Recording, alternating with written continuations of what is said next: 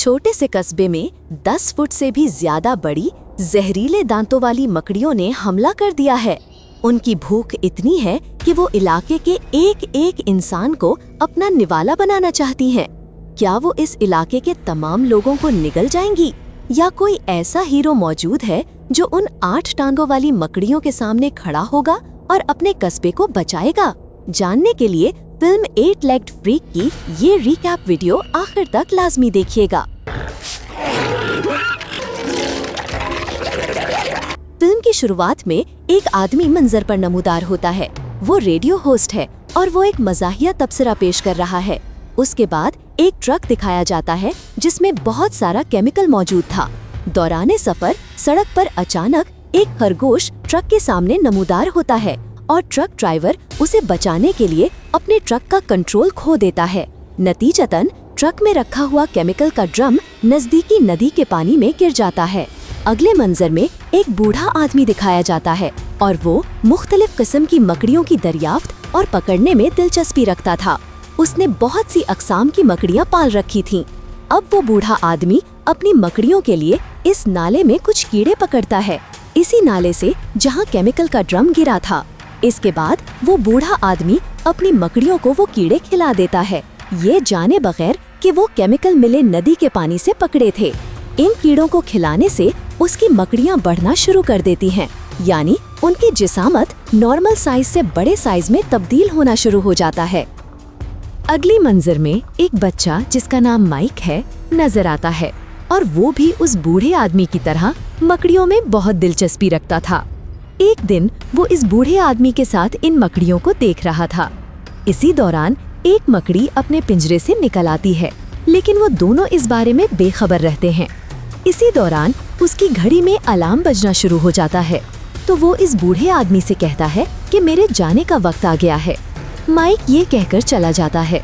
जब वो बूढ़ा आदमी माइक के जाने के बाद इन मकड़ियों के पास आता है तो वो देखता है कि तमाम पिंजरों में से एक पिंजरा खाली था। ये इशारा करता है कि मकड़ी इस पिंजरा छोड़कर भाग गई थी।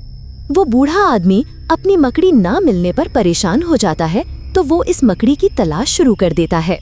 ऐसे में दिखाया जाता है कि वो मकड़ी उसकी कमर पर मौजूद है और आहिस्ता आहिस्ता उस पर ऊपर की तरफ रेंग रही है।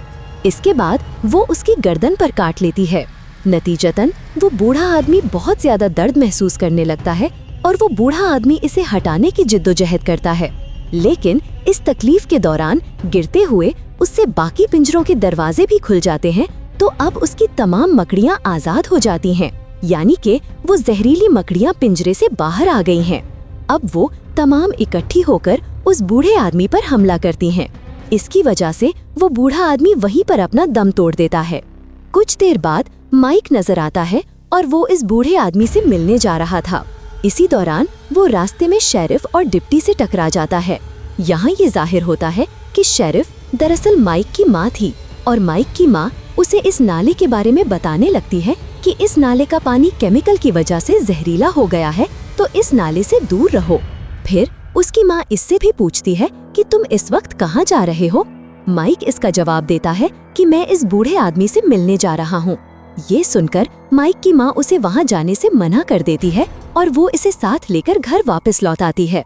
सबसे पहले माइक घर पहुँचकर इस बूढ़े आदमी से राब्ता करता है, लेकिन ये दिखाया जाता है कि उस आदमी को मरे हुए बहुत दिन गुजर चुके थे।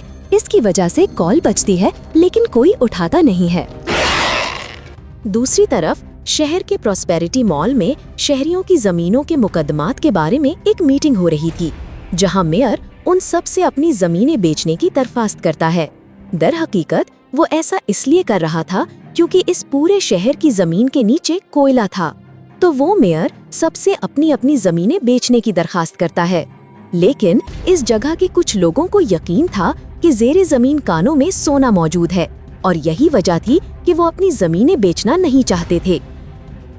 अब इस मीटिंग के दौरान एक आदमी जिसका नाम क्रिस है वहां पहुंचता है और वो भी बराह रास्त उस मेयर को अपनी जमीन बेचने से मना कर देता है। इसके बाद वो जगह छोड़ देता है। बाद में डिप्टी और उसकी बीवी नजर आते हैं। एक मकड़ी अचानक उनके घर में आ जाती है और वो उनकी बिल्ली को मार देती है।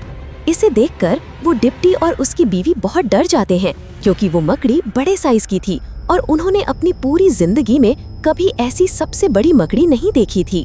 दूसरी तरफ ये देखा जाता है कि माइक अपनी माँ से छुपकर उस बूढ़े आदमी से मिलने जाता है, लेकिन वो बूढ़े आदमी के घर पहुंचकर देखता है कि घर मकड़ियों के जालों से भरा हुआ है। इस जगह की हालत भी सबसे खराब थी और तमाम मकड़ियां पिंजरों में नहीं थीं। माइक इसे देखकर परेशान हो जाता है और वो इस जगह पर वो बूढ़े आदमी का जूता भी पाता है, तो वो उसकी तलाश करने की कोशिश करता है। इस दौरान वो वहाँ एक टूटी हुई टांग भी दरियाफ्त कर लेता है। वो उसे अपने पास रख लेता है। फिर एक बड़े साइज की मकड़ी वहाँ नमूदार हो जाती है। माइक इसे देखकर डर जाता है और वो वहाँ से भाग जाता है।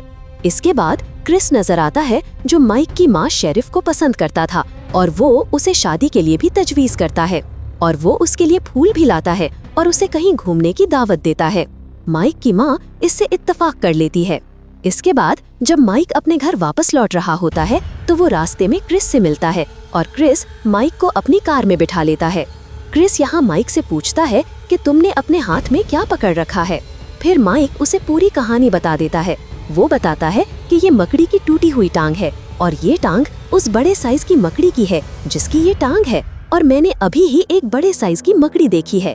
ये काफी नहीं है, बल्कि इस जैसी बहुत सी और मकड़ियाँ भी हैं।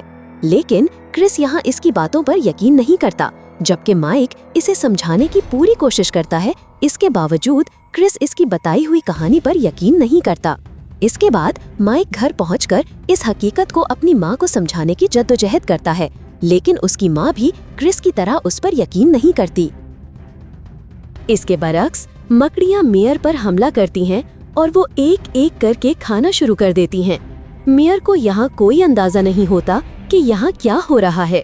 अगली मंजर में ये देखा जाता है कि एक आदमी काम में काम कर रहा है। फिर पानी अचानक पाइप से आना बंद हो जाता है।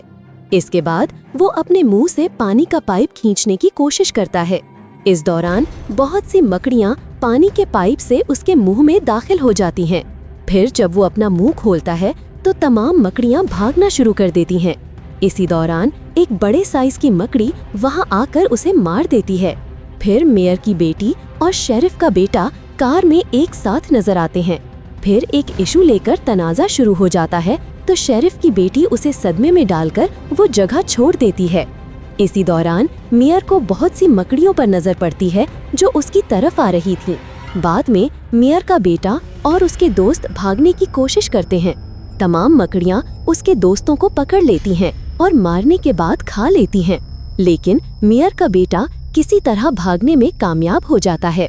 इसे देखकर ये जाहिर होता है कि मकड़ियाँ साइज में बढ़ गई थीं, तो वो इंसानों को अपना शिकार बनाते हुए उन पर हमला कर रही थीं और शहर की जेर जमीन कान इन मकड़ियों का ठिकाना थे। इसके बाद ये देखा जाता है कि एक मकड़ी क्रिस के घर में भी आ जाती है, जहाँ वो उसके कुत्ते पर हमला करती है और उसे कानों की तरफ घसीट ले जाती है, क्योंकि कान का रास्ता उनके घर से भी जुड़ा हुआ था। क्रिस की माँ अपने कुत्ते की तलाश में कान के दरवाजे पर पहुँच जाती है और वो कुत्ते की तलाश में उसमें दाखिल हो जाती है, जहाँ एक बड़े साइज की मकड़ी उस पर भी हमला कर देती है। नतीजतन वो चीख उठती है और क्रिस उसकी चीख सुनकर वहाँ पहुँच जाता है और वो भी वहाँ मकड़ी की बड़े साइज की टांग देख लेता है। इसे देखकर वो माइक की कहानी पर यकीन करने लगता है, क्योंकि मकड़ियाँ वाकई बढ़ गई थीं, तो वो माइक से मिलने निकल पड़ता है। माइक के घर पहुंचकर क्रिस उस मकड़ी की बड़े साइज की टांग दिखाता है। माइक इसे देखने के बाद कहता है कि ये टांग पिछली मकड़ी की टांग से बड़ी है। ये इशारा करता है कि वो मकड़ियाँ पहले से भी बढ़ गई हैं और उनकी भूख भी उसके साथ बढ़ गई है, और उनकी भूख मिटाने के लिए इंसानों से बेहतर कोई ऑप्शन नहीं है। वो अभी बातचीत कर रहे होते हैं तो उन्हें माइक की बहन की चीख सुनाई देती है। इसे सुनकर वो उसके कमरे की तरफ बढ़ते हैं, जहां वो पहुंचते हुए देखते हैं कि एक मकड़ी उसे जाल में फंसा रही है। क्रिस यहां इस मकड़ी को खत्म करने की कोशिश करता है, फिर मकड़ी उसे भी फंसा लेती है। माइक की माँ फौरन उस पर गोली चलाकर इस मकड़ी को खत्म कर देती है। इस तरह दोनों महफूज हो जाते हैं। इसे देखकर शेरिफ को खतरा महसूस हो जाता है, तो वो डिप्टी से राब्ता करती है और वो इसे अपने घर पर तमाम हथियार लाने को कहती है। वो ये भी सोच रही है कि पूरे शहर के शहरियों को कैसे खबरदार किया जाए। फिर माइक इसे तजवीज़ देता है कि हम रेडियो ट्रांसमिशन के जरिए सबको खबरदार कर सकते हैं। फिर शेरिफ माइक की तजवीज़ सुनकर फौरन रेडियो स्टेशन की तरफ निकल पड़ती है, जहाँ वो रास्ते में देखती है कि मकड़ियाँ पूरे शहर में तबाही मचा रही हैं। इसके बाद वो सब इस रेडियो स्टेशन पहुंच जाते हैं, जहां एक आदमी पहले से काम कर रहा था। अब ये आदमी वही रेडियो होस्ट है जो फिल्म की शुरुआत में देखा गया था, मज़ाहिया तबसरा करने वाला आदमी। शेरिफ यहाँ तमाम लोगों को इन मकड़ियों के बारे में आगाह करती है और वो रेडियो के जरिए ऐलान करती है कि अगर तुम अपनी जान से मोहब्बत करते हो तो खुशहाली मॉल पहुँच जाओ। अब शेरिफ ने लोगों की हिफाजत के लिए ये जगह मुंतखब की थी, क्योंकि उसकी दीवारें सबसे मजबूत थीं। इस तरह तमाम लोग वहाँ महफूज रह सकते थे। जब शेरिफ रेडियो के जरिए ये बात कर रही होती है तो इसी दौरान एक सबसे बड़ी मकड़ी वहाँ नमूदार होकर उन पर हमला कर देती है। तमाम लोग इस मकड़ी को देखकर डर जाते हैं। दूसरी तरफ शहर के शहरी इस खबर को मजाक समझ रहे थे, क्योंकि वो रेडियो होस्ट हमेशा रेडियो ट्रांसमिशन में मजाक करने का आदी था। लेकिन जब वो अपने इर्द गिर्द मकड़ियाँ देखते हैं तो वो यकीन करने लगते हैं, तो वो भी मॉल की तरफ भागना शुरू कर देते हैं। किसी तरह शेरिफ और क्रिस भी इस दैवीकल मकड़ी से बच निकलते हैं और वो खुशहाली मॉल पहुंच जाते हैं। शहर के दीगर शहरी भी मॉल पहुंच जाते हैं, लेकिन वो मकड़ियां भी लोगों का पीछा करते हुए यहाँ पहुंच गई थीं, तो वो लोगों पर हमला करती हैं।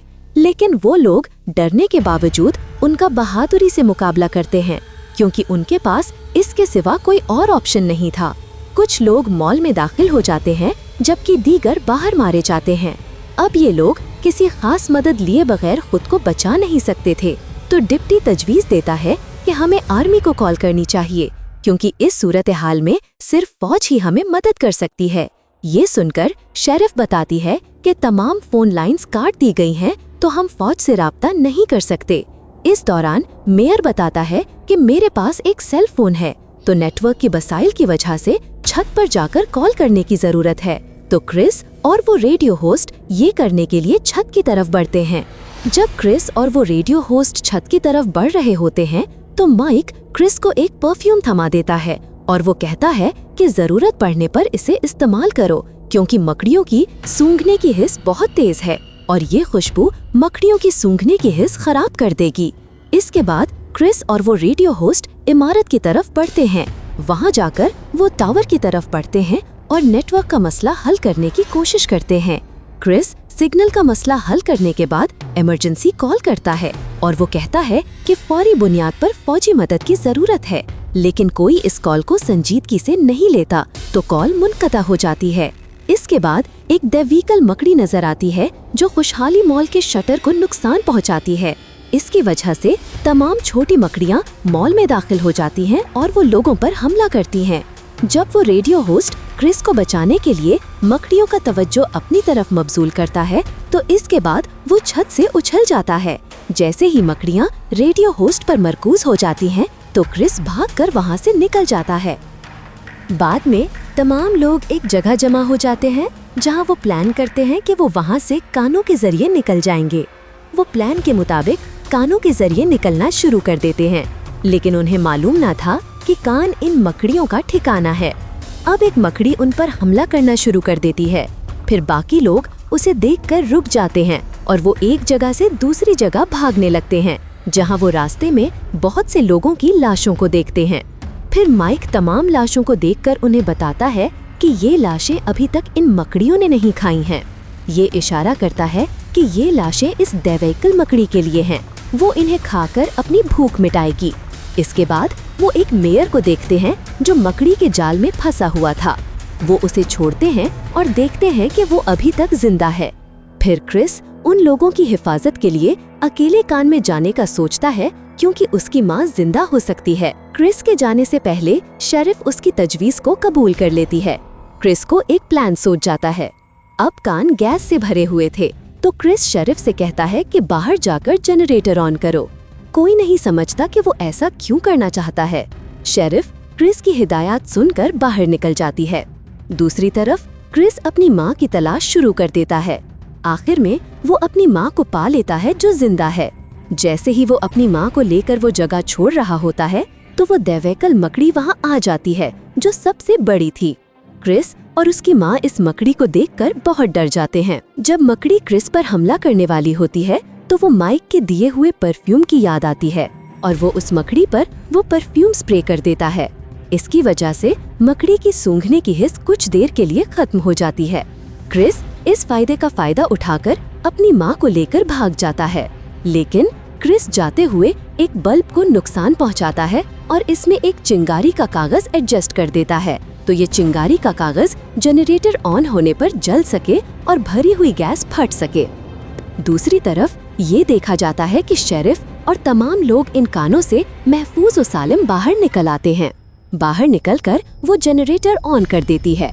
जनरेटर ऑन होने से एडजस्ट किया गया चिंगारी का कागज शोले में लग जाता है। नतीजतन एक बड़ा धमाका होता है, लेकिन क्रिस धमाके से पहले अपनी माँ को लेकर कान से बाहर निकल आता है। उस कान में मौजूद तमाम मकड़ियाँ इस धमाके में मारी जाती हैं और उस कस्बे के सब लोगों की जिंदगियाँ बच जाती हैं और फिल्म इस मंजर पर खत्म हो जाती है। नाज़रीन, अगर आपको ये हमारी आज की रीकैप वीडियो पसंद आई तो बराए करम इसको लाइक करें, अपने ख्यालात कमेंट सेक्शन में शेयर करें और हमारे चैनल अनमोल फ्लिक्स को सब्सक्राइब करना ना भूलें ताकि आप ऐसे ही मजीद सनसनीखेज फिल्मी कहानियों से जुड़े रहें। आपका हमारी वीडियोस को लाइक, कमेंट्स और सब्सक्राइब करना हमारे लिए बहुत अहमियत रखता है। जल्द आपसे अगली वीडियो में मुलाकात होगी। Good bye.